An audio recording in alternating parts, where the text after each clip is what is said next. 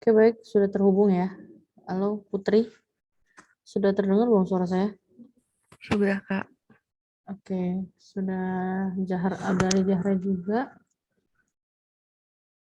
Oke, Zahra, bisa terdengar suara saya? Aman, Kak. Oke, halo. Oke, Viva masih connecting to audio. Kita langsung aja kali ya. Untuk sesi ini kita akan banyak bahas tentang langsung contoh-contoh di beberapa soal untuk UTBK sebelumnya gitu kan ya. Karena soal-soal ini referensinya ya pasti soal-soal yang sebelum-sebelumnya. Nah, untuk hari ini kita mau kemarin kita bahasnya PPU ya. PPU. Terus habis itu PBM ya. Ini mau bahas PPU dulu atau PBM?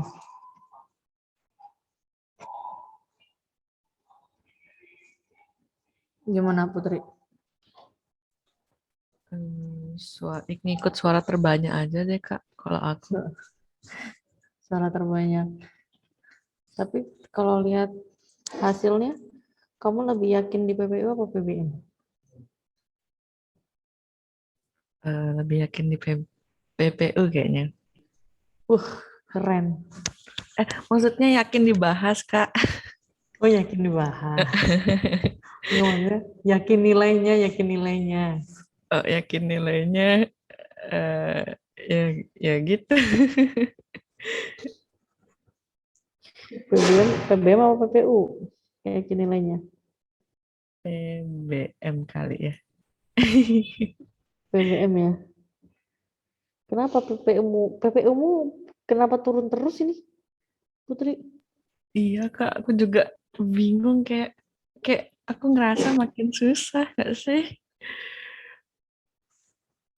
Kalau kata yang lain, makin kesini makin terbiasa, makin enak katanya. Enggak menurutmu mungkin ya? Iya, menurut aku aja. Iya, padahal nih nilainya udah stabil loh 700 tiba-tiba ini kenapa turun? PPU 11 sama 12 nih. Justru PBM-nya ya yang naik ya. Stabil.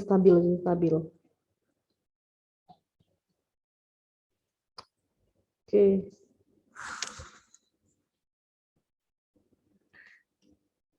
Zahra, kita mau bahas apa? PPU apa PBM? Zahra? Saya juga terserah aja sih, Kak. Yang mana aja? Kamu PBM nggak ngerjain ini ya? Saya kerjain, Kak. Kenapa nilainya di sininya 0?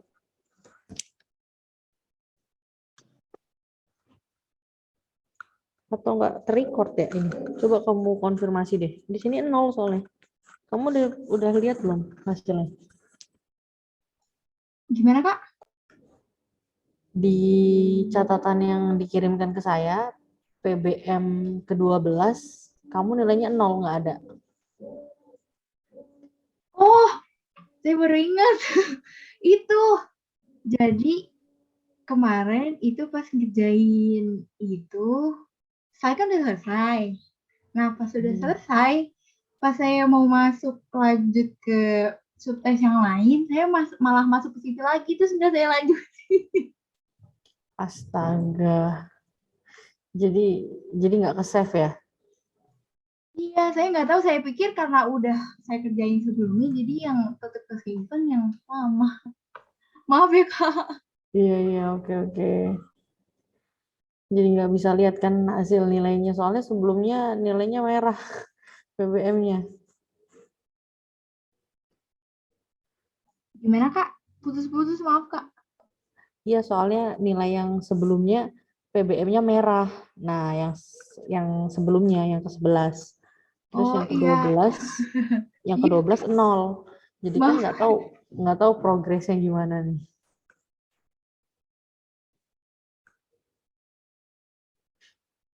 Oke, sip lah. Nanti bisa jadi evaluasi ya,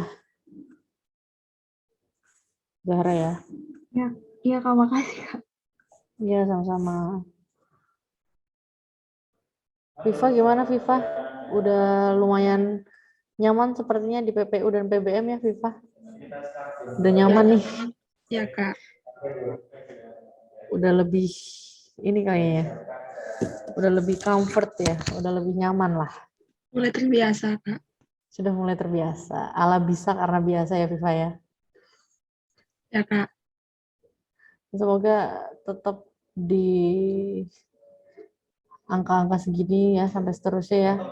Udah lumayan lah, bagus. Tetap dipertahankan. ya Kak. Oke. Ini banyak yang nggak ikut, sayang banget ya. Teja nggak tahu kemana nih. Kasilas nggak ada. Kemudian siapa lagi nih? Oh, Salsa, ada Salsa sama Putri ya. Nah, untuk Salsa juga bagus nih Salsa. Gimana Salsa? Progresnya?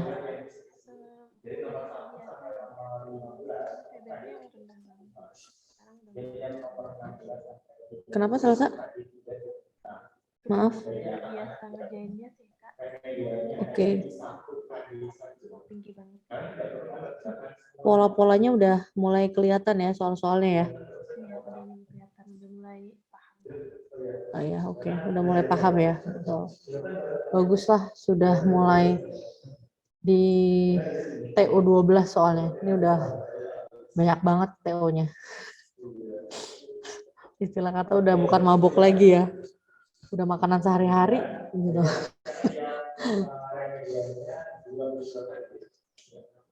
Oke, ini sayang banget. Nanda nih kemana deh Nanda? Nggak ada. Nggak sama sekali nggak TO deh Nanda. Jericho, ya sayang banget sih ya. Oke, kita lihat karena ini banyak yang PPU, kita PPU aja dulu ya kali ya. Kita akan bahas dulu untuk soal-soal PPU. Kalau dibilang udah terbiasa sudah pasti ya.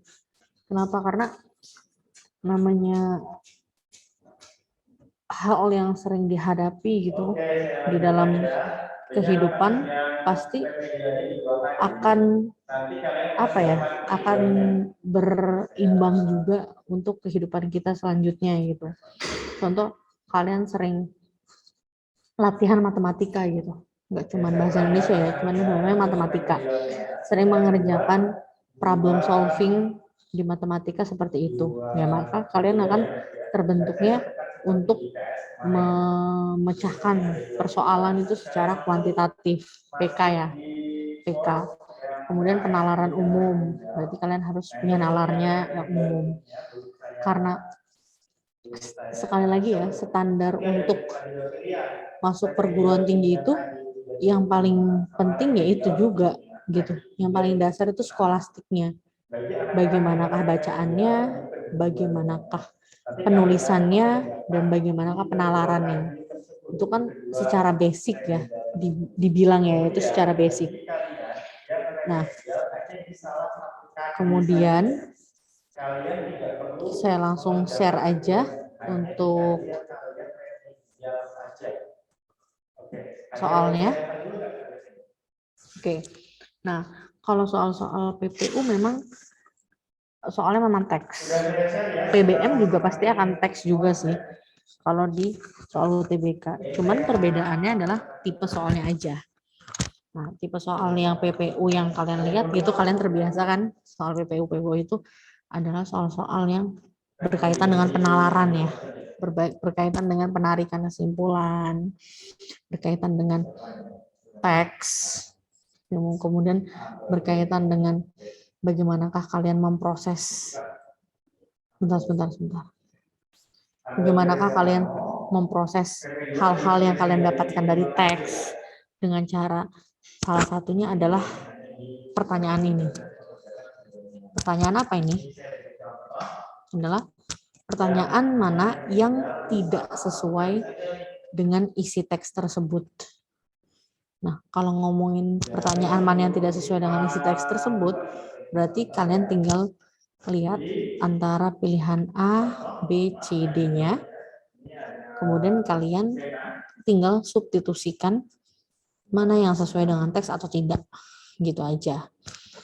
Nah, kalau kayak gini, berarti kalian jangan lupa lihat bagaimanakah keywordnya. Di sini keywordnya ada apa? Salah satu bentuk kebudayaan massa adalah film komersial. Film komersial didukung oleh pejabat dengan kekuatan modal. Kayaknya ini udah pernah ya? Ya enggak? Belum ya? Udah pernah belum?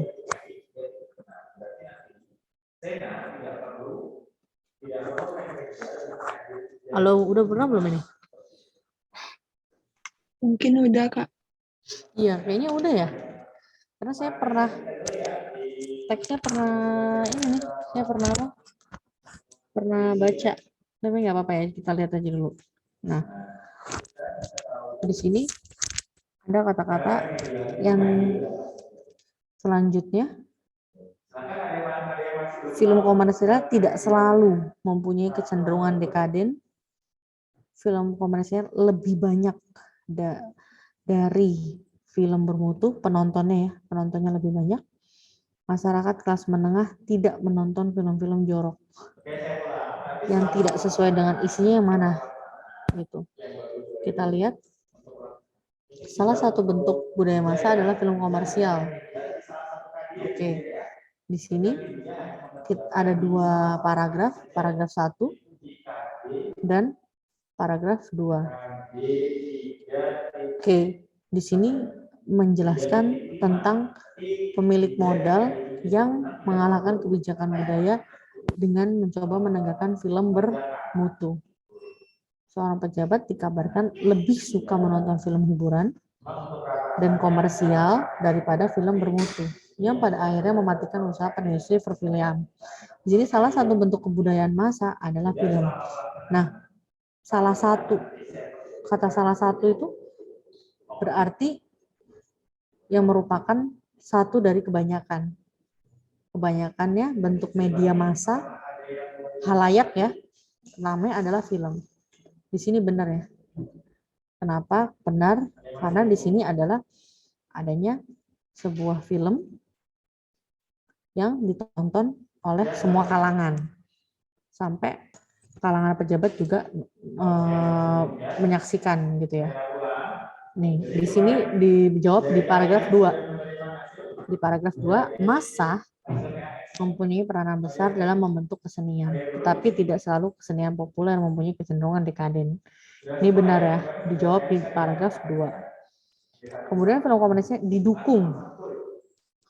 Tadi ada kata-kata didukung kan? Bahwa apa?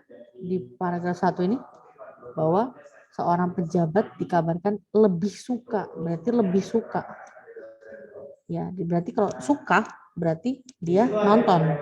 Nonton sudah pasti diapresiasi dan didukung. Berarti ini ada di paragraf 1. Benar. Ini yang kita cari yang tidak ya, yang tidak sesuai.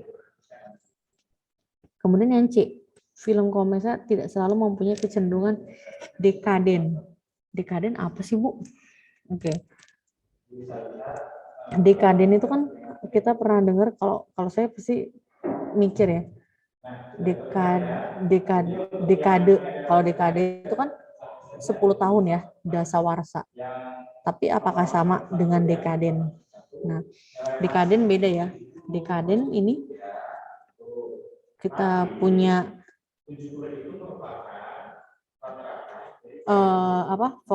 vocabulary baru atau kosakata baru, artinya adalah keadaan yang merosot. Nah, gini ya, keadaan yang merosot. Film komersial tidak selalu mempunyai kecenderungan yang merosot. Ini salah ya. Kenapa? Karena justru film-film ini ya, film-film masa kelas menengah atas telah sanggup membagi perhatian ke selera kelas itu sendiri ke dalam berbagai tingkat selera. Film-film jorok tidak ditonton oleh kelas menengah yang sadar dengan kelasnya, tapi justru menjadi hiburan bagi kelas-kelas pinggiran kota, anak-anak remaja, penerima upah kecil, dan proletariat kota. Proletariat apa? Proletariat. Proletariat. Ada yang tahu proletariat? Nggak ada ya di KBBI? Ada yang tahu nggak proletariat apa?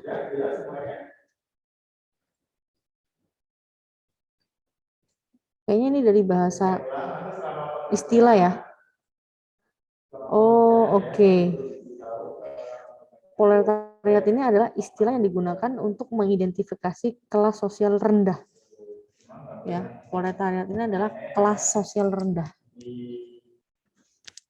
Kelas sosial rendah. Ya, dalam istilah mengidentifikasi dari golongan atau anggota masyarakat.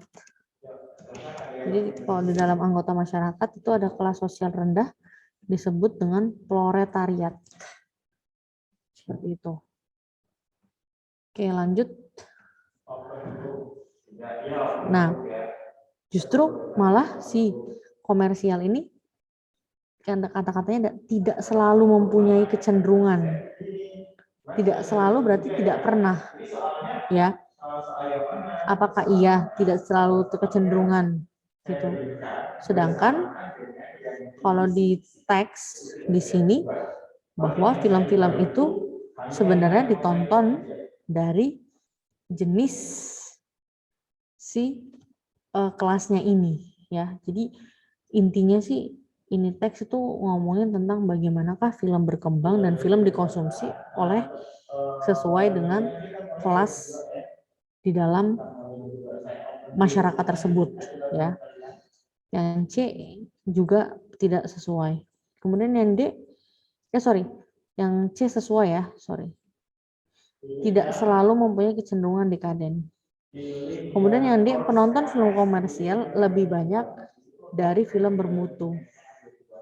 Nah, di sini kita lihat kalau ada kata-kata bilang pejabat dikabarkan suka menonton film hiburan dan komersial daripada film bermutu yang pada akhirnya mematikan usaha industri perfilman. Oke. Di sini yang D dari teks tersebut bahwa film komersial memang lebih banyak ditonton dari film bermutu di film di sini gitu kan ya.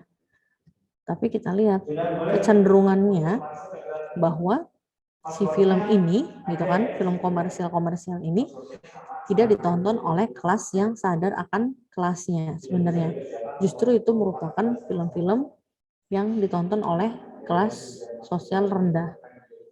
Jadi penonton film komersial ini tidak bisa dipastikan sebenarnya. Ya. Tidak bisa dipastikan apakah lebih banyak apa enggak. Tidak bisa dipastikan. Masyarakat kelas menengah tidak menonton film-film jorok. Nah, film-film jorok ini bahwa ditontonnya oleh film-film apa? Yang kelas sosialnya rendah. Ini benar ya. Yang tidak sesuai adalah yang D, bahwa kita tidak bisa dipastikan ya, bahwa kita nggak bisa memastikan bahwa memang iya atau enggak film komersialnya lebih banyak penontonnya atau enggak, seperti itu. Oke. Itu salah satu contoh soal yang mungkin butuh penalaran ya.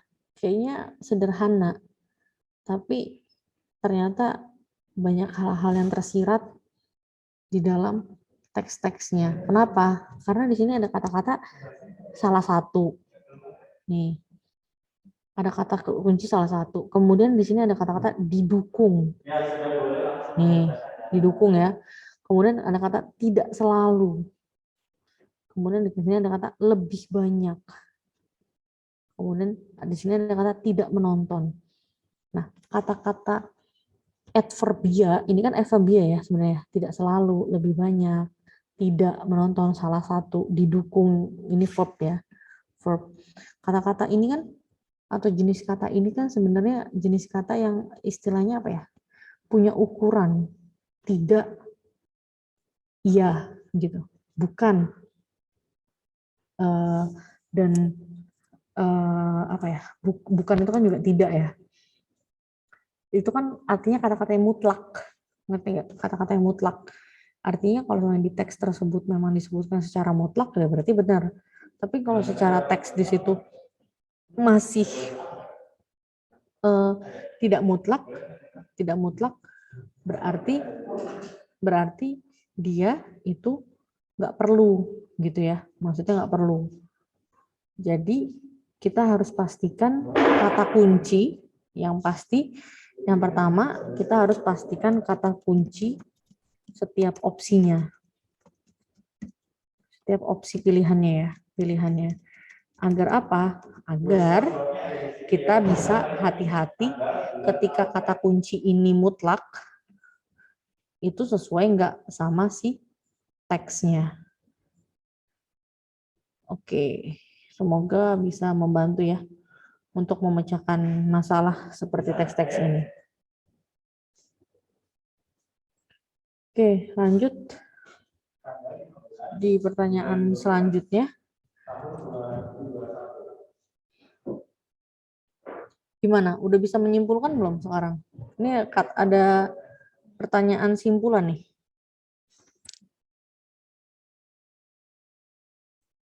Gimana menyimpulkan?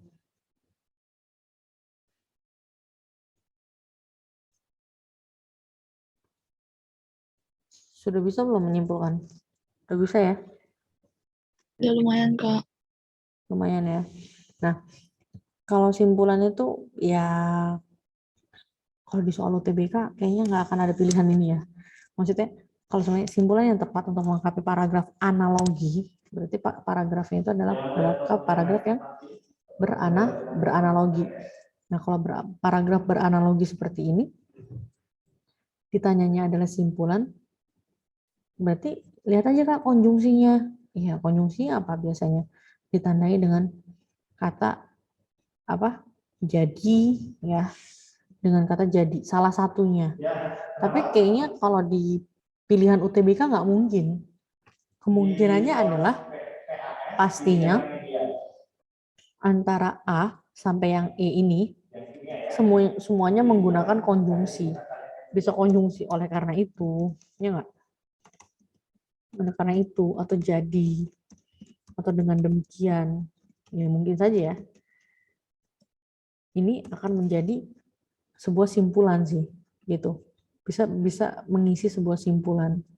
Nggak menutup kemungkinan ini akan ada di setiap simpulan kalau ini menjadi soal UTBK. Kalau ini sih langsung bisa dipastikan ya.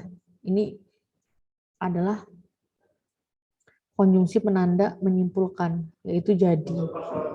Seseorang yang semula sampah masyarakat bila dibina akan berguna bagi masyarakat seperti kotoran ayam yang dimanfaatkan untuk pupuk dan makanan ikan.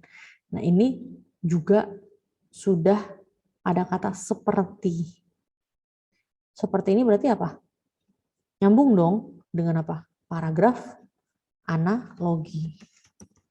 Paragraf analogi tinggal dipastikan dengan teksnya aja. Nah, teksnya kan tentang paragraf analogi. Yang dianalogikan apa? Kalau yang di sini, yang A pupuk dari kotoran ayam berguna bagi kesuburan tanah. Sedangkan, nah di sini ada kata sedangkan. Sedangkan tidak ada kata-kata analogi. Kalau analogi itu pasti merumpamakan ya.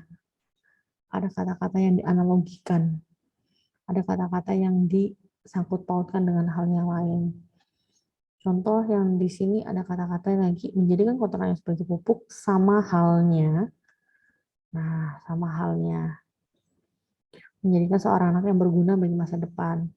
Di sini mengolah kotoran ayam menjadi organik yang bermanfaat bagi tanaman, sulit menjadikan seseorang menjadi manusia yang berguna sehingga, kalau sehingga berarti apa? Sebab, akibat. Dengan berbagai upaya kita dapat mengubah benda yang semula tidak berguna menjadi sesuatu yang berguna dan dapat bermanfaat sebagaimana mestinya. Sehingga berarti ini juga sebab akibat. Nah, kalau ditanya simpulan yang beranalogi tanpa ngelihat teksnya gitu, tanpa ngelihat ininya juga ya, konjungsi di awalnya, sudah pasti antara A, B, C, dan D yang beranalogi adalah yang D. Karena ada kata-kata seperti di sini sampah masyarakat yang dibina, kemudian dianalogikan atau diumpamakan seperti apa? Kotoran ayam yang dimanfaatkan untuk pupuk dan makanan ikan. Seperti itu. Jadi sebenarnya pertanyaan-pertanyaan kayak PPU gitu atau PPU ya, kebanyakan PPU ya.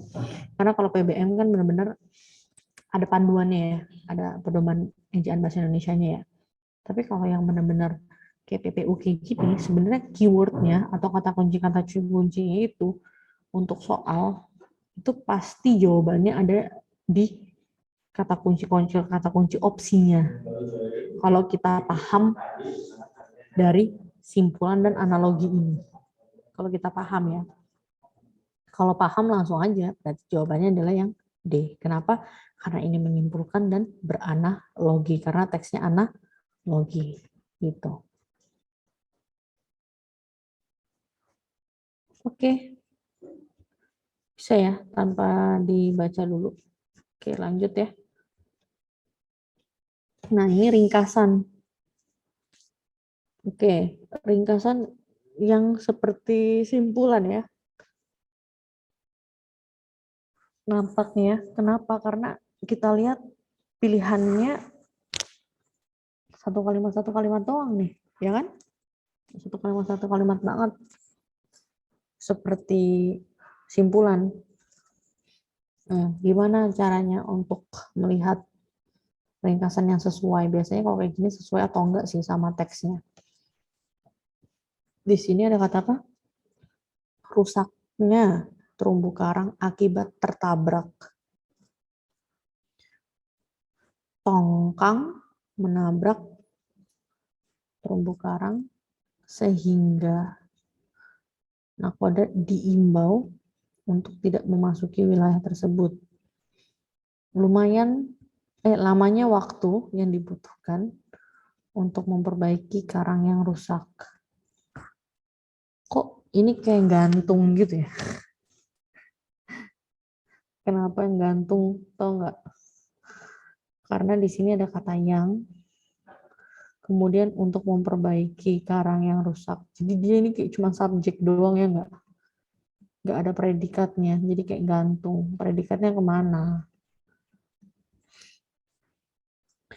Naiknya gelombang laut menjadi penyebab terumbu karang rusak.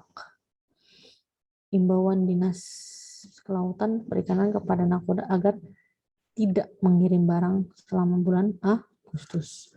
Nah, kalau beda-beda kayak gini opsinya, ya, kalau berbeda opsinya kayak gini, berarti kalian disuruh untuk memastikan opsinya sesuai dengan teks atau enggak. Gitu. Kalau opsinya berbeda-beda. Tapi kalau opsinya hampir-hampir sama dengan kata-kata yang kayak tadi ya, kayak ada kotoran ayam yang diibaratkan dengan ini dan lain sebagainya kayak gitu, berarti kalian disuruh untuk cermat gitu. Ini juga cermat sih karena harus mengecek di teks. Kita lihat aja di sini. Oke, petugas DKP Jawa Tengah dan Taman Nasional TNBK mendapati terumbu karang luas 1.700 meter di kawasan kepulauan tersebut rusak parah.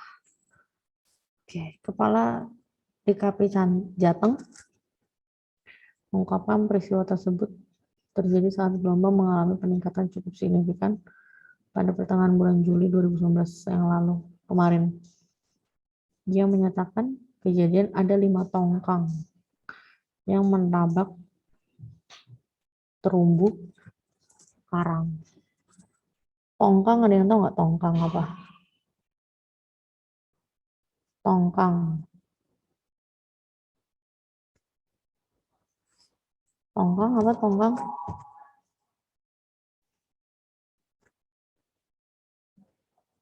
Tongkang itu adalah kapal besar.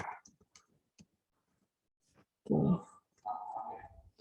Kemudian terkait temuan tersebut, pihaknya langsung meminta kelima tongkang keluar dari kawasan konservasi Karimun Jawa. Menurutnya lokasi kerusakan terumbu karang berada di 4 mil dari bibir pantai Karimun Jawa. Kerusakan karang di lokasi tersebut tak cuma terjadi sekali ini saja.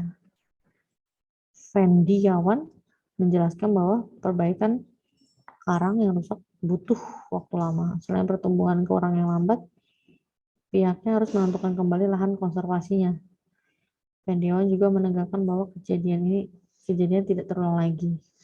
Dirinya mengimbau nakoda tongkang untuk tidak mengirim barang kisaran Juli atau Agustus untuk menghindari potensi gelombang besar. Otomatis namanya ringkasan itu kan meringkas sebuah gagasan. Nah, mana nih yang merupakan gagasan utamanya?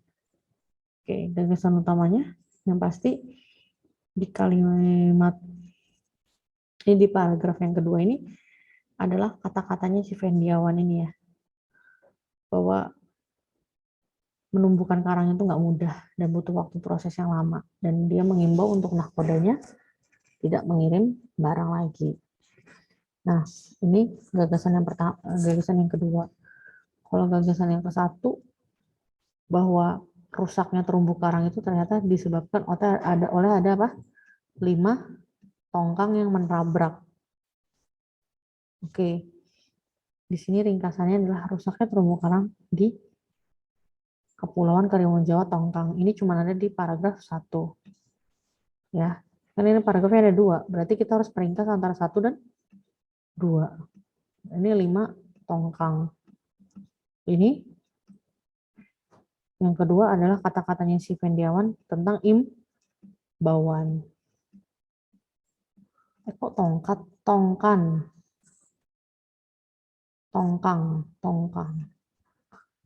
Oke.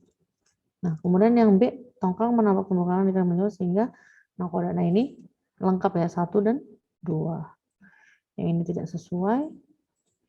Yang ini salah ya. Penyebabnya itu bukan naiknya gelombang laut. Yang E, imbauan kedinasan laut, bukan yang mengimbau kedinasan laut ya. Si Fendiawan ya mungkin kedinasan laut ya. Tapi yang E ini hanya mencakup paragraf ke-2. Berarti yang lengkap paragraf 1 dan 2 adalah yang B. Gitu ya. Oke. Jelas ya. Lanjut.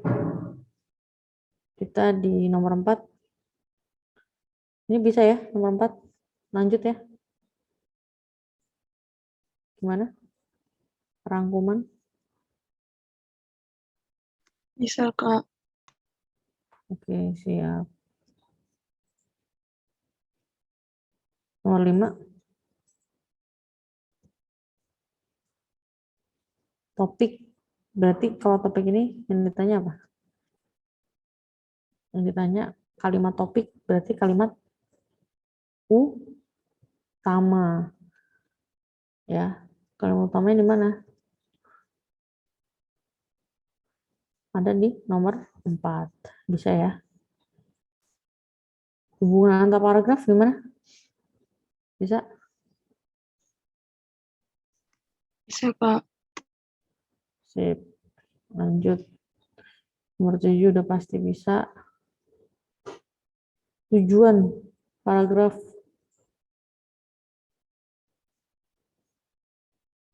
Bisa ya?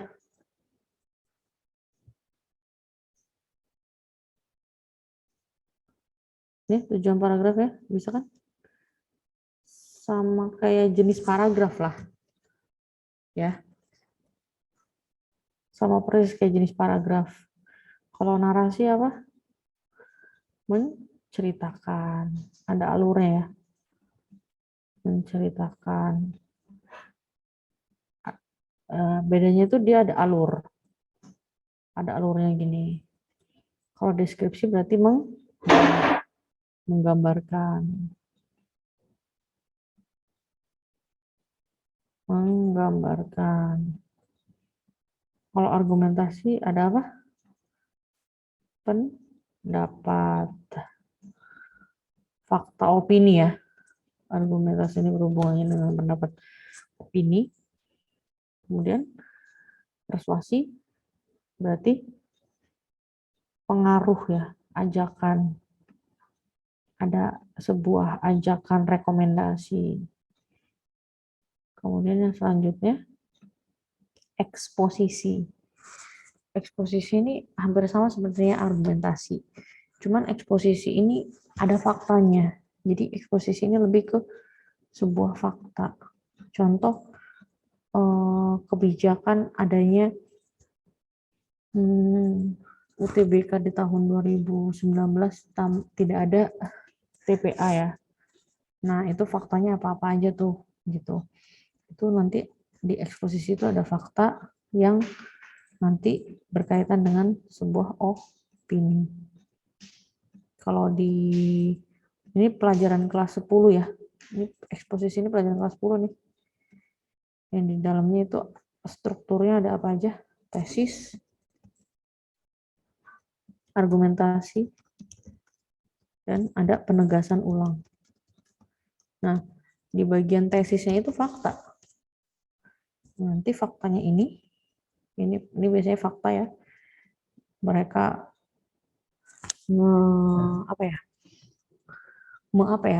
mendefinisikan dulu. Tesis itu kayak mendefinisikan adalah gitu ya. UTBK adalah dan lain sebagainya. Nah, nanti diargumentasikan itu ditanggapi.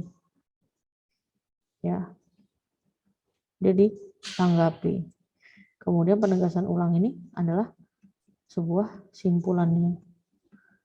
Menyimpulkan. Itu kalau eksposisi ya. Nah, biasanya kalau ada kata-kata kayak gini nih. Lapisan ozon menipis, hutan-hutan tropis mulai meranggas, gurun makin luas, akibatnya suhu bumi meningkat.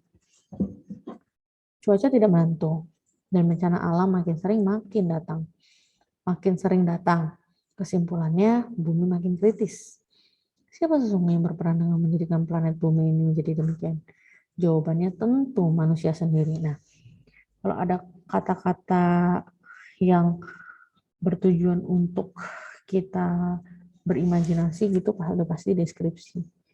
Dan untuk teks-teks deskripsi kayak gini ya, ini pola penalarannya. Jangan lupa ya, bahwa kalimatnya ini adalah kalimat yang topiknya menyebar atau gagasan utamanya menyebar. Jadi dia nggak punya gagasan utama di awal, di akhir, atau di tengah, tapi dia topiknya menyebar. Kenapa? Karena dia menjelaskannya itu secara rinci satu-satu gitu. Dan semuanya gitu. Salah satunya adalah paragraf deskripsi. Oke. Lanjut ya.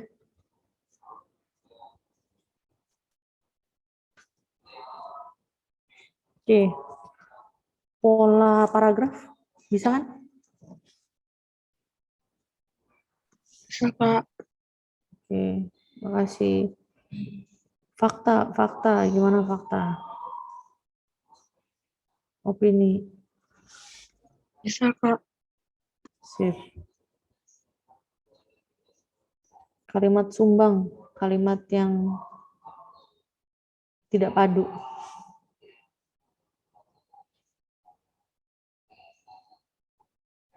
Bisa kalimat yang tidak padu?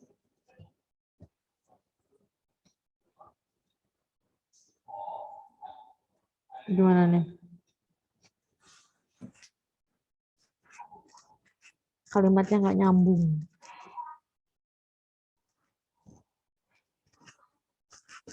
Bisa ya? Oke.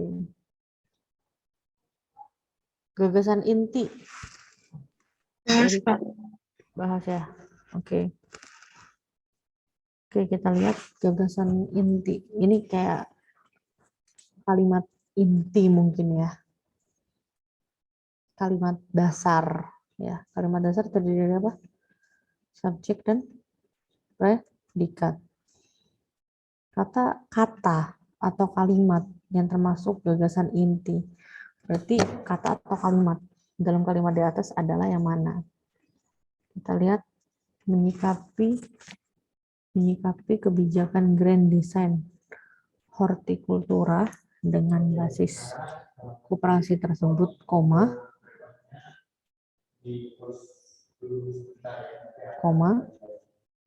Direktorat PSP, Badan SDM Pertanian, Badan Litbang Pertanian dan Kementerian Perekonomian sangat antusias mendukung pencapaian tersebut. Oke, di sini kita lihat banyak koma ya. Berarti kita tahu si koma-komanya ini ya, bahwa ada kebijakan Grand Design Horticultura dengan basis koperasi tersebut, Direktorat PSP, Oke, berarti ini adalah kutipan apa? Kutipan aposisi, kemudian Badan SDM Pertanian juga aposisi. Oke, nah di sininya ada Badan Litbang Pertanian dan Kementerian. Otomatis berarti antara menyikapi sampai SDM Pertanian di sini tiga line ini semuanya berupa sebuah keterangan doang. Kenapa? Karena di sini Badan Litbang Pertanian dan Kementerian Perekonomian di sini merupakan subjeknya. Oke, ini subjeknya ya. Kemudian predikatnya adalah sangat antusias. Sangat antusias adalah predikatnya. Oke, sangat antusias apa? Sangat antusias mendukung. Sangat antusias itu kan verba ya. Frasa. Frasa apa? Antusias. Antusias itu kayaknya kata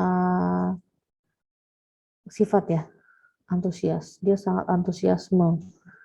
Oke, bergairah lah gitu ya.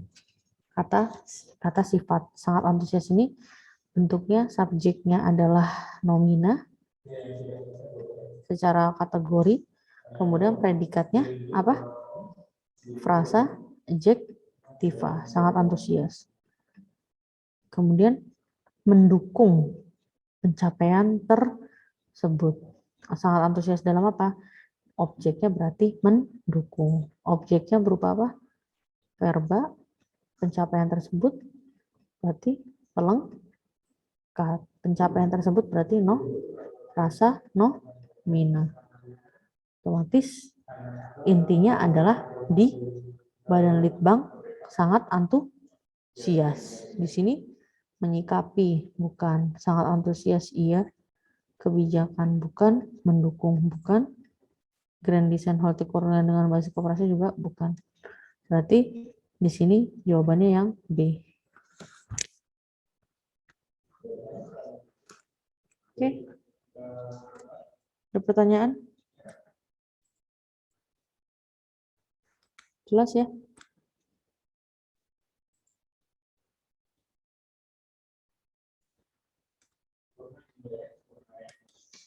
Gimana?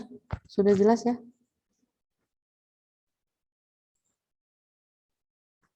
Halo. Mendukung tuh nggak masuk ya Kak? Soalnya kan di objeknya mendukung. Kenapa? Jadi kan kata Kakak mendukung itu termasuk objek dalam kalimat intinya. Berarti Betul. kok salah Kak?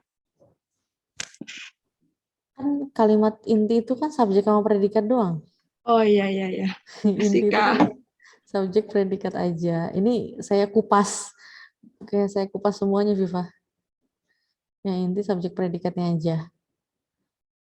Gitu. Ya. Yang mendukungnya ini adalah objeknya. Oke, intinya berarti di predikat. Udah clear ya? Udah Kak, makasih Kak. Sama-sama. Oke, lanjut. Nomor 13. Kalimat penjelas yang tidak padu. Yang tidak padu, yang sumbang, yang tidak sesuai, yang tidak mendukung. Udah pasti sih jawabannya nggak mungkin kalimat satu ya. Kadang-kadang. Kenapa? Karena kalimat satu biasanya adalah kalimat inti nih. Biasanya dia bukan gagasan pendukung. Bukan kalimat pendukung. Gagasan utama, justru maksudnya kalimat utama. Di sini kan ditanya apa? Kalimat penjelas. Berarti nanyanya apa? Kalimat yang menjelaskan. Otomatis jawabannya nggak mungkin kalimat utama. Gitu. Logikanya gitu ya. Nah, di sini ada apa? Kalimat penjelas yang tidak padu. 1, 2, 3, 4, 5. Oke. Terjadi kerusakan lingkungan Indonesia, khususnya Jawa Barat, lebih disebabkan masih lemahnya penegakan hukum di bidang lingkungan. Nah, berarti ini merupakan kalimat umumnya. Kenapa? Karena setelahnya ada kata bahkan. Berarti bahkan ini menjelaskan yang sebelumnya. Berarti nomor 1 tidak mungkin. Gitu ya. Secara logika gitu ya. Karena nggak akan mungkin ada kalimat 2 kalau kalimat 1 ini nggak muncul. Logikanya gitu. Beberapa kasus yang benar-benar merusak lingkungan pun kadang luput dari jeratan hukum. Oke, masih satu konteks ya. Tentang apa? Perusakan lingkungan. Lanjut. Kepala Badan Pengendalian Lingkungan Hidup Jawa Barat, Ade Suhanda Atnawijaya. Aduh, ini berarti masih pakai apa? Ejaan lama ya. Ejaan Van Ophusen mungkin atau Swandi. Menyatakan secara ideal kasus kali ini yang menyangkut lingkungan seharusnya ditangani pihak eksekutif. Oke, masih berhubungan ya, masih ahli dari merupakan kerusakan lingkungan. Namun, hal itu ya berarti menjelaskan sebelumnya, berarti kalimat penjelas tidak bisa dilakukan mengingat adanya keterbatasan kewenangan personil kali. Salah nih. Nah, berarti hal itunya kemana? Ke bahwa si keterbatasan pihak eksekutifnya. Masih nyambung ya. Oleh karena itu, penegakan hukum dalam berbagai bidang harus dilaksanakan secara bersih, transparan, dan profesional. Nah, ini yang nggak nyambung. Tiba-tiba dia bilang bahwa penegakan hukum. Sedangkan di sini permasalahannya adalah bahwa kasus yang menyangkut lingkungan itu harus ditangani sama pihak eksekutif. Sedangkan pihak eksekutifnya itu kekurangan personil, keterbatasan personil dan kewenangan. Dua loh ini loh kekurangannya. Nah, sedangkan di sini ada kata penegak hukum, berarti dia memunculkan sebuah apa? Subjek baru lagi yang nggak berhubungan sama sebelumnya. Jawabannya yang E. Oke. Bisa ya? Jelas ya, jangan bingung kalau kayak gini.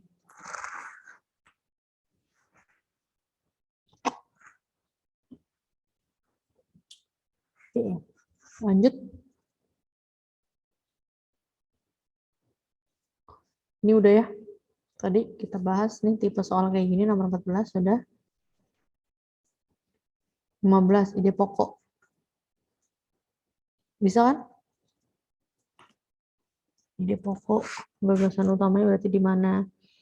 Cari gagasan utamanya dulu.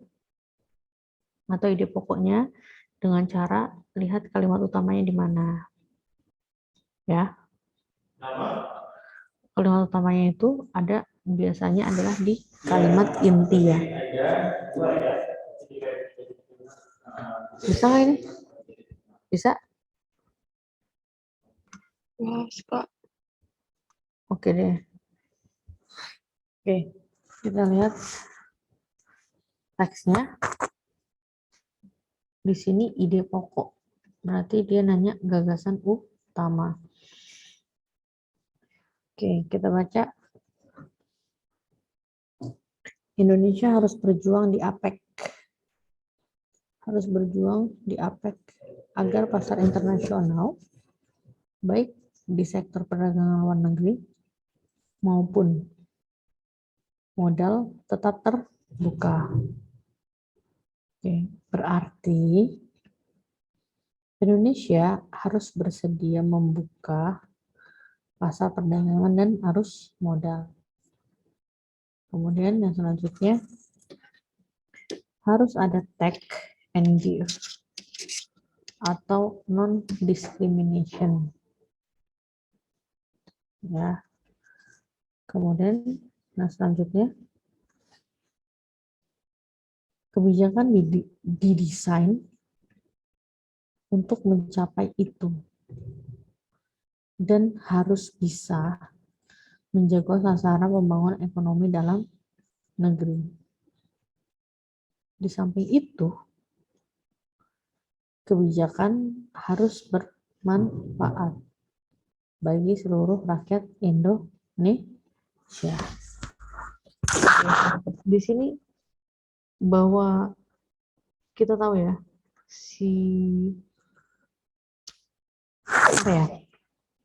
kalimat utamanya ini bukan di awal ya, bukan di awal gitu.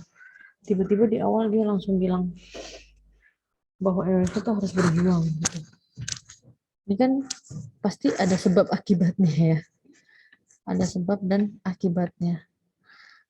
Akibat dia berjuang di APEC ini apa sebabnya? Nah, sebabnya adalah bahwa si Indonesia gitu berusaha di APEC internasional untuk dia memang memiliki sebuah pembangunan ekonomi gitu ya, untuk memberikan sebuah pembangunan ekonomi di dalam negeri gitu kan ya, untuk memberikan sebuah pembangunan ekonomi di dalam negeri, logikanya di sebabnya ini karena ada harus punya pembangunan ekonomi di dalam negeri, maka harus ada apa? Harus Indonesia berjuang di APEC ini. Agar apa di sini?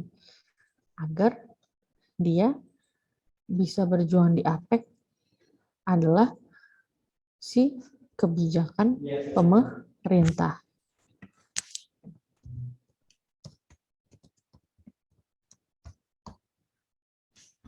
Sorry.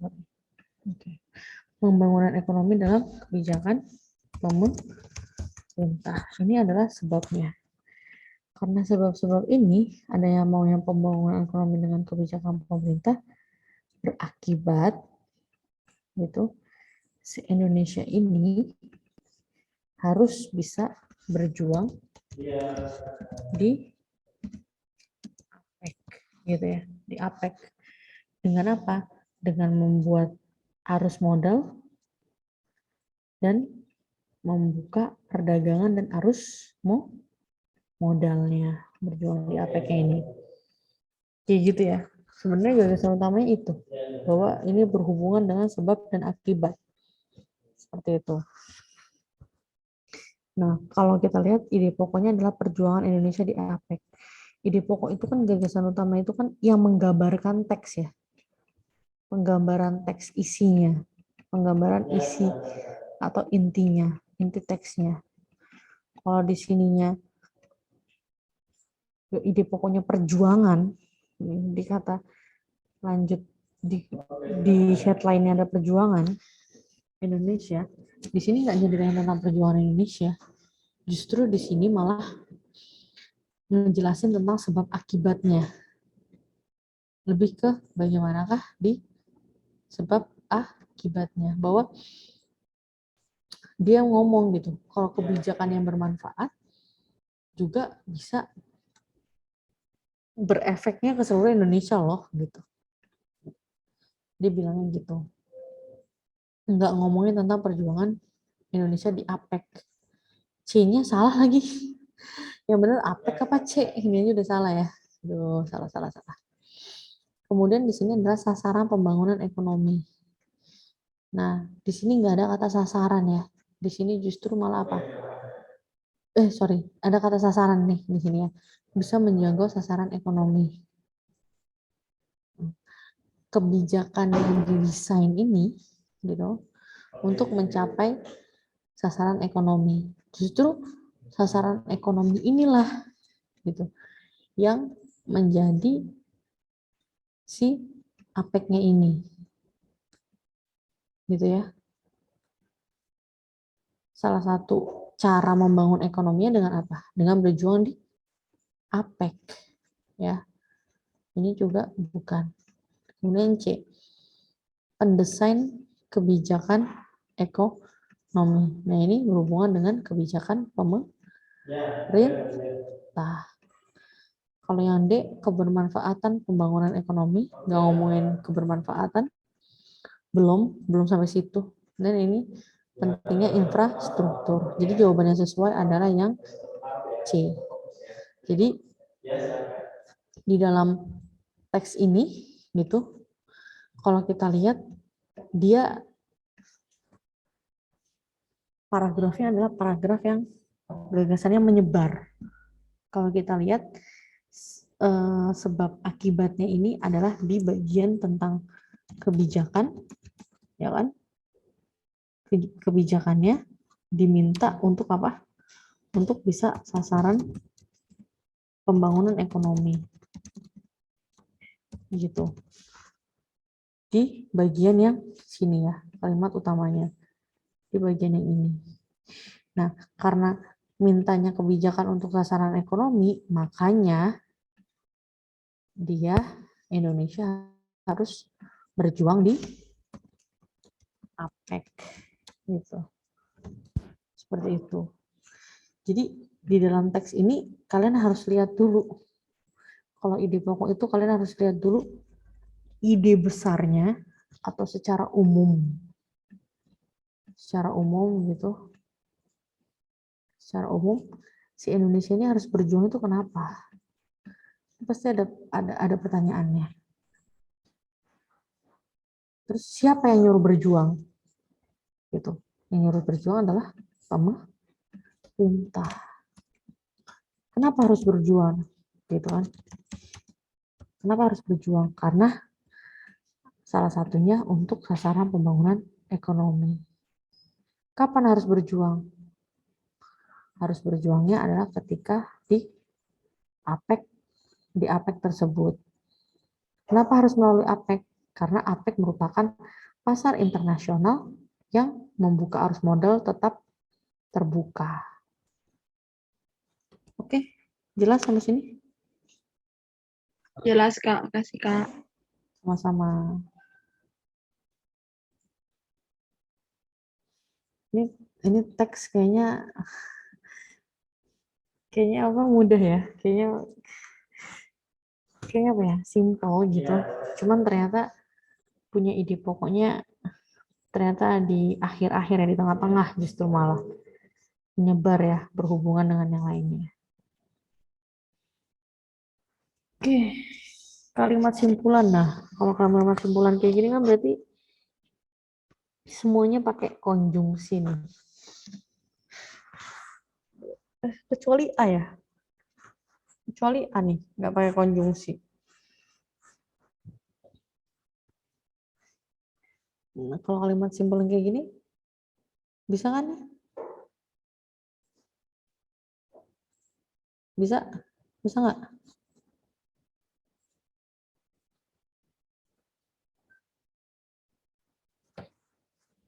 Gimana? Bisa, Kak. Bisa. Oke. Sip. Kalau udah bisa, lanjut kita ke soal PBM ya, berarti ya. Bentar. Saya buka dulu soal PBM-nya 1029. Wah, akhirnya selesai juga ya. Kalau menurut saya nih soal PPU-nya lebih apa ya? Lebih simpel sih dibandingkan yang kemarin-kemarin ya. Cuman jawabannya ya agak-agak tricky-tricky juga ya. Oke. Ya, biasanya nih nomor pertama PBM suruh membuat yang kata yang baku.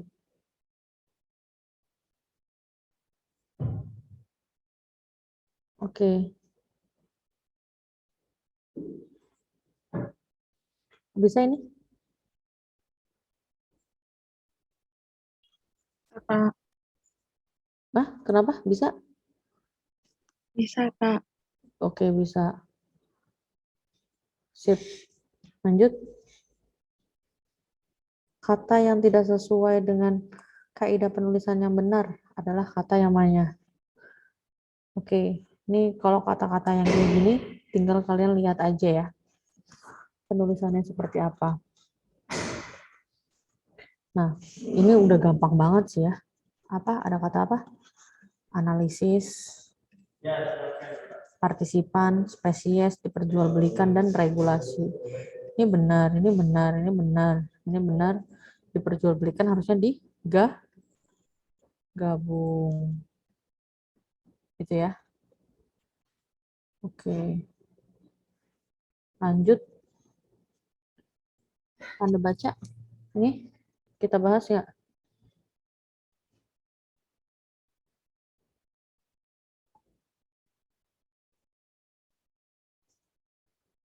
Gimana bisa nih?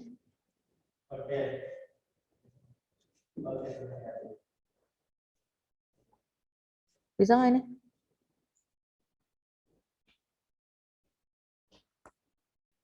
Bisa, Kak. Oke, siap. Oke, lanjut.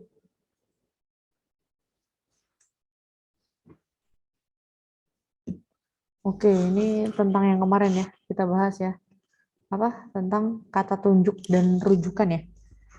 Maksud kata itu pada kalimat 10 adalah yang mana?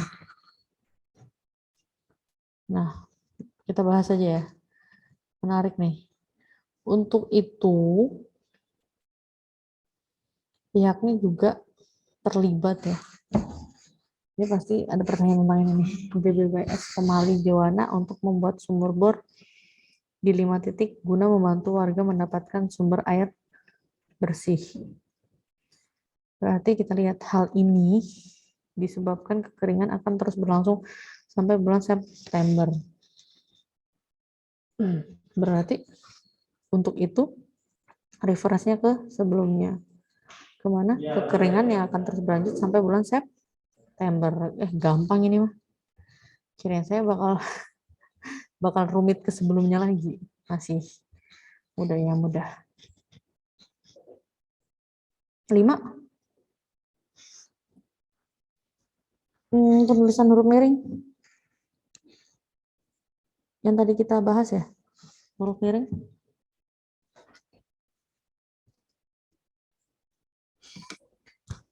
Yang unsur serapan yang bercetak miring.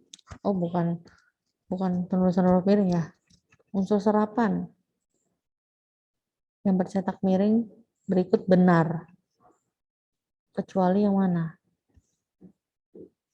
Legalisir, asasi, pasien, reumatik, hipotesis. Yang mana? Yang salah adalah legalisir. Harusnya apa? Legalisasi. Tapi bentar dulu. Hipotesis benar ya? Hipotesis benar. Coba. Nah, yang salah itu hipotesis ini benar. Yang salah itu adalah apa? Hipotesa. Hipotesa salah ya. Hipotesa ini salah. Yang baku adalah hipotesis. Ini benar. Reumatik ini ya tulisannya benar ya. Reumatik. Pasien benar. Hak asasi benar gini. Bukan azazi ya, salah. Oke. Jawabannya adalah yang A, yang tidak sesuai.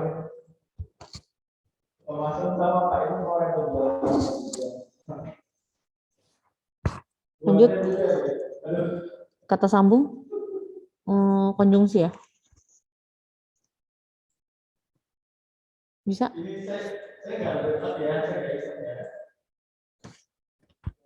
Bisa nggak? Bisa, Kak. Oke, sip. Gampang ya.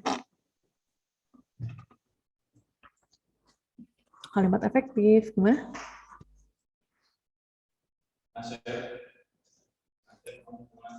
Bisa ya?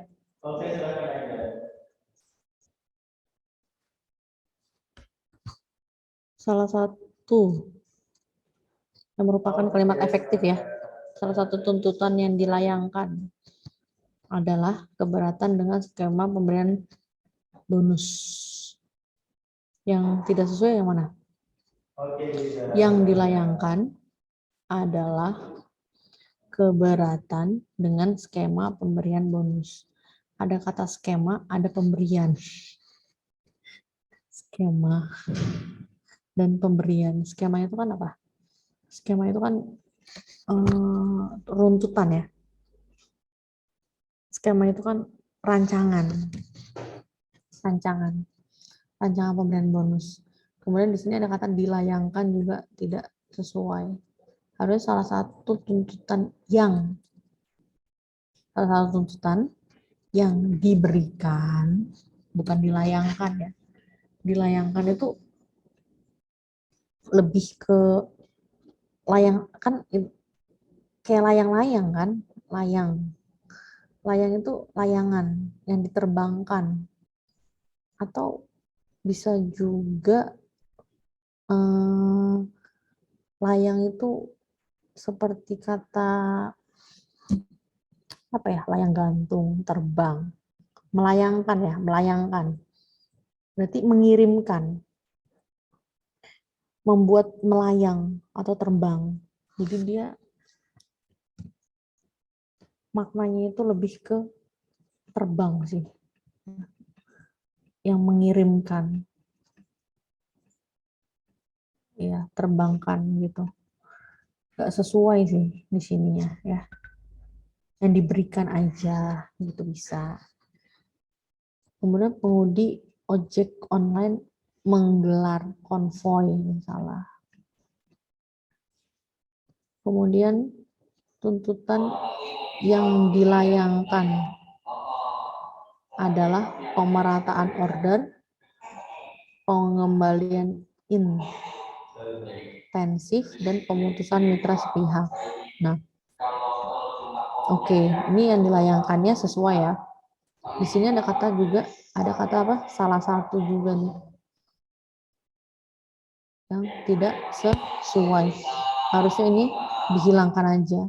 Jadi kalimat efektif tuh jika adalah salah satu kata yang dihilangkan gitu ya, itu tuh nggak akan mengubah maknanya sih gitu.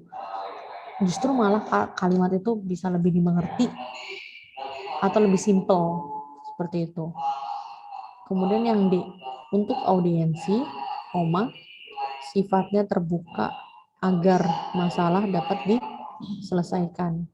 Nah, di sini ada kata-kata untuk audiensi. Sifatnya ada kata nyanya. Nyanya kemana? Ini dia yang dipertanyakan.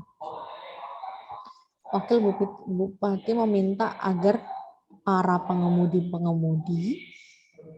Nah, ini ada kata para dan pengemudi. Ini nggak efektif. Jadi yang paling sesuai, yang paling efektif, lengkap, subjek, predikat, objeknya, gitu kan. Yang sesuai adalah yang C, yang hemat, yang sejajar, dan yang mudah dimengerti. Ya, seperti itu, yang efektif dan efisiensi yang pasti itu. Oke? Kak, Jelas sampai sini? Ya, kenapa? yang B kenapa salah, Kak? Yang B, ini ada kata-kata menggelar konvoi menuju pendopo wakil Bupati Banyumas untuk menyampaikan aspirasi. Ini salah satunya sih di sini ada kata-kata konvoinya ini kan salah ya, tapi ini kan kata baku ya. Menuju pendopo berarti udah kata menuju pendopo, langsung aja konvoi sama menuju. Konvoi itu artinya apa? Konvoi itu kan melakukan sebuah hal yang apa? Yang berbarengan ya. Konvoi itu adalah iring-iringan kendaraan. Iringan kendaraan menuju pendopo wakil Bupati Banyumas untuk menyampaikan aspirasi.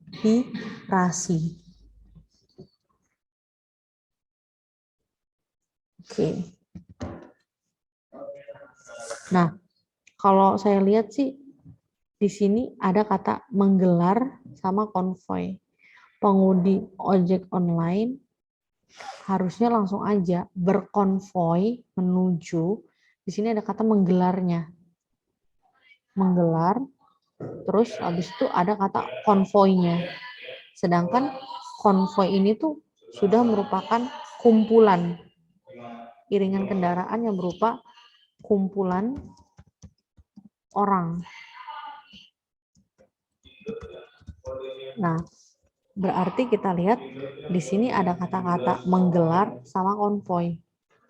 Langsung aja, pengemudi ojek online berkonvoi menuju pendopo wakil bupati. Harusnya menggelarnya dihilangkan aja.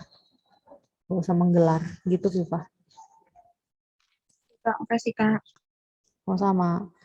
Kalau tadi saya bilang konvoinya nggak sesuai, memang iya sih, tulisannya nggak sesuai sih ya. Tapi kalau nggak efektif itu nggak masalah sih. Nggak usah dilihat kata baku atau enggaknya.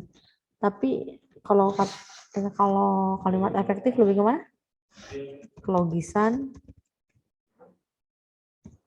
kehematan, kesepadanan, kemudian keparalelan ya, dan kesejajaran. Ya, artinya kesejajaran itu subjek, predikat, objek itu sesuai gitu ya. Gitu. Ini yang lebih ke kalimat efektif. Ya. Ini kalimat efektifnya. Kayak tadi nih, untuk audiensi sifatnya, nyanyi ini kemana? Ini kan nggak sesuai. Berarti subjeknya hilang. Subjeknya missing. Sifatnya siapa? Kecuali ada kalimat sebelumnya ya. Apa?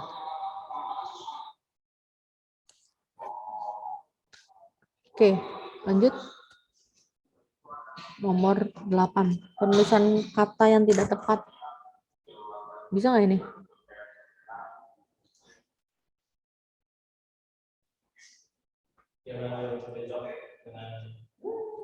Gimana bisa?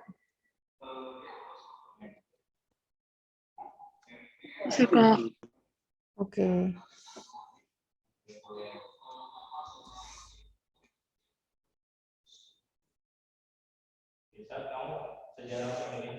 Antonim arogan. Arogan apa artinya? Sombong, angkuh. Berarti antonimnya adalah rendah hati. Gampang ya?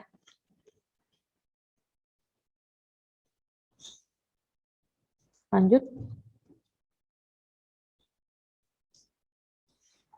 Kalimat berikut yang strukturnya benar.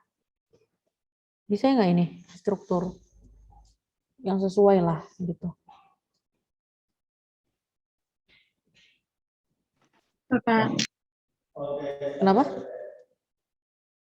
Bisa, Kak. Bisa ya. Oke, lanjut.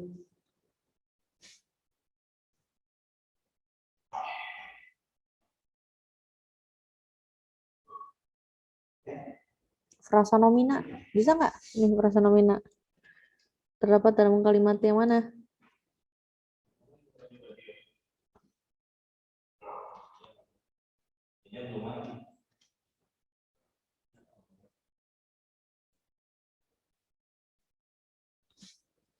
Bisa nggak ini frasa nomina? Kak. Kenapa? Bisa nggak? Bisa, Kak. Bisa ya. Frasa nomina adalah gabungan dari kata benda.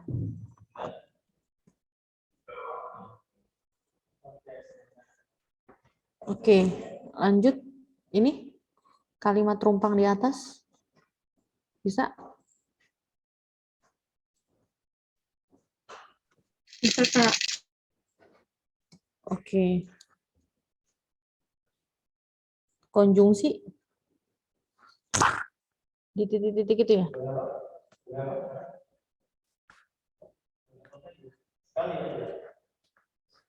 Oke, kalau konjungsi kayak gini, kalian tinggal lihat ya.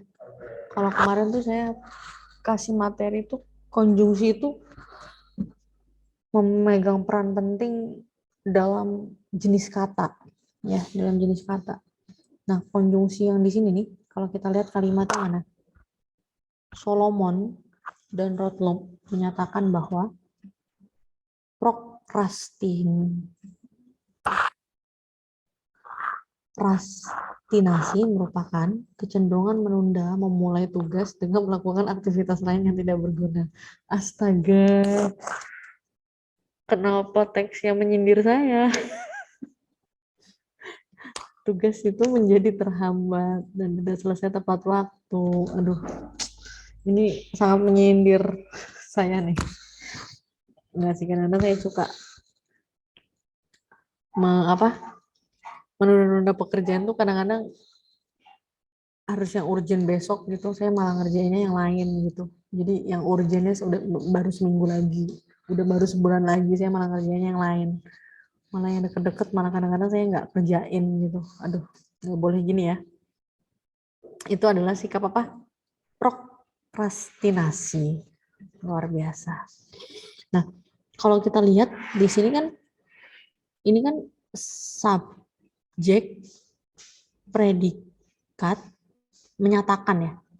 Predikat bahwa, berarti menyatakan bahwa prokrastinasi merupakan subjek predikat dan ada pelengkapnya. Gitu ya. Kemudian merupakan kecenderungan menunda mulai tugas dengan melakukan aktivitas lain yang tidak berguna. Nah, berarti kita tahu ya, kata yangnya ini gitu dan dengan ini merupakan si substitus si subordinatnya, si pelengkapnya. Nah, kalau ada subordinat si pelengkapnya kayak gini, berarti jenisnya adalah masih kalimat majemuk setara. Masih kalimat majemuknya itu adalah kalimat majemuk yang belum kompleks ya, masih yang setara. Otomatis kalau kalimat majemuk setara, konjungsi yang digunakan juga pasti konjungsi yang setara. Ada kata meskipun, sehingga, sama karenanya, ya, sama walaupun. Sementara itu bukan merupakan kalimat konjungsi setara. Jadi sementara itu adalah antar kalimat ya, misalnya gitu. Karenanya, sehingga, walaupun, meskipun, tinggal disamain aja sama yang di sini. Yang tidak berguna, meskipun tugas menjadi terhambat, meskipun nggak bisa, walaupun nggak bisa, sehingga. Nah, ini yang merupakan sebab akibat, gitu aja. Karenanya, nyanyi ini juga harus ada reference-nya, gitu ya, salah ya. Jadi jawabannya adalah yang C. Gampang ini mah, easy peasy ya. Lanjut 14, imbuhan. Yang salah digunakan dalam paragraf tersebut adalah, bisa ini, dikenai, mempertahankan, membaik, membantu, dan meningkatkan.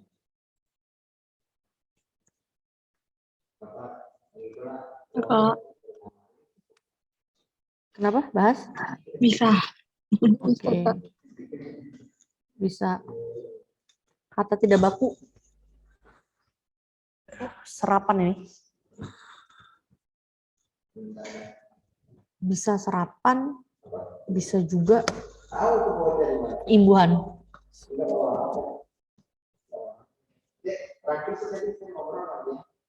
Gimana? Bisa nggak ini? Bahas, Kak. Oke, bahas ya. Kalimat yang menggunakan kata tidak baku. Kata tidak baku itu biasanya nanti kita bahas ya di pertemuan terakhir ya, tentang unsur serapan. Unsur serapan ini berhubungan dengan adaptasi dan adopsi dari unsur luar masuk ke dalam bahasa Indonesia ya. Kita lihat yang tidak baku yang mana? Nomor 1, 2, 3, 4, 5 urutannya. Pendidikan soal kelautan perlu dikenalkan kembali kepada pelajar untuk meyakinkan bahwa Indonesia merupakan negara bahari. Harusnya N-nya kecil aja ya. Tapi kita kan ngebahasnya bukan kata yang tidak baku ya. Ini penulisan hurufnya salah. Bahari bener ya tulisannya kayak gini. Selama ini pendidikan soal kelautan diabaikan dan lebih banyak menitik beratkan soal potensi daratan. Nah, selama ini pendidikan soal kelautan, nah di situ ada kata-kata apa? Pendidikan soal kelautan. Soal ini kan tentang apa? Soal kelautan, soal ini kan berarti kan tentang mengenai ya, hal atau urusan ya, urusan kelautan diabaikan dan lebih banyak kata-katanya ada kalau diabaikan dan lebih banyak menitik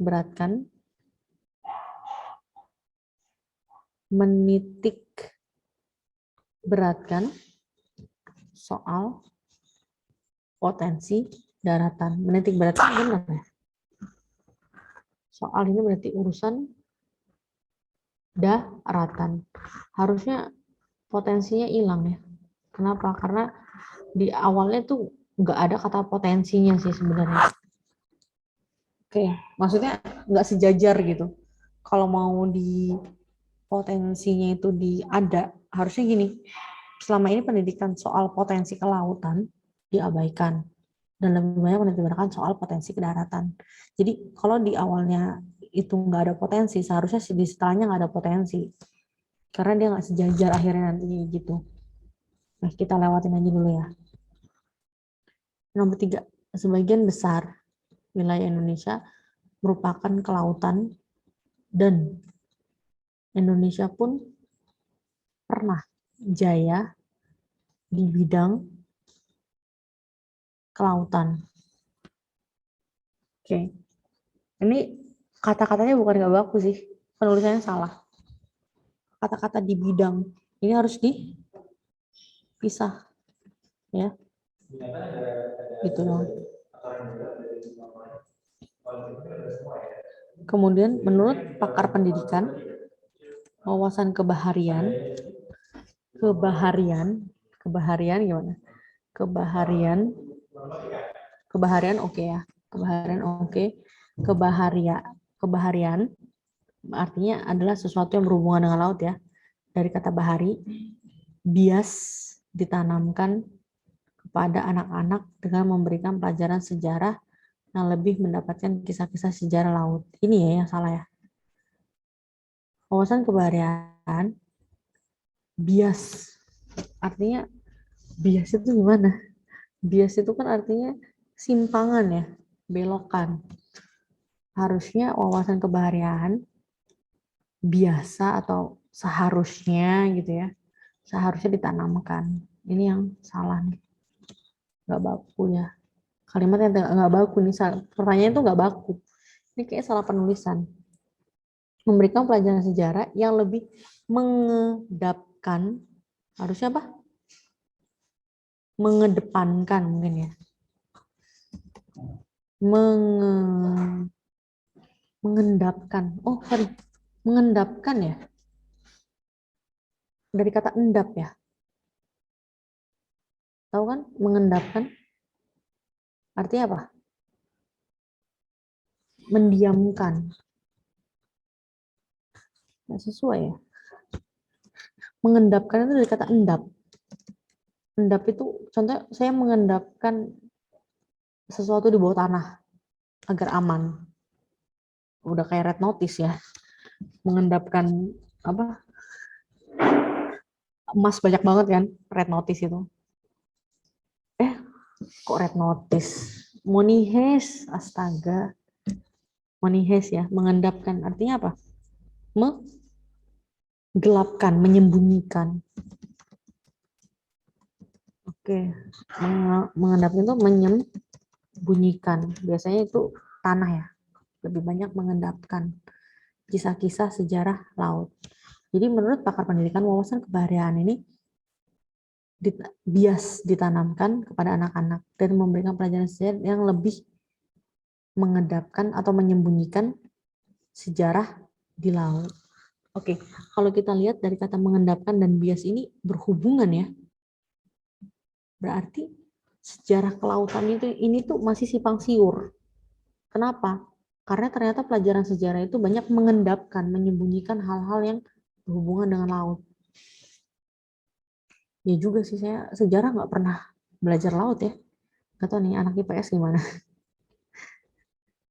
Lanjut, melalui pendidikan yang beroriented ke laut, diharapkan sumber daya manusia di pesisir akan mampu bersaing secara global. Beroriented.